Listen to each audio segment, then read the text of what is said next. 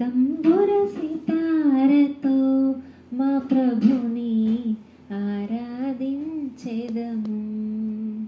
తంబుర సితారతో మా ప్రభుని ఆరాధించెదము. తన నివాసముగా మము సృష్టించిన, తన నివాసముగా మము సృష్టించిన నాథుని పొగడెదము. స్తుతి గానము చేసెదము. నాథుని పొగడెదము.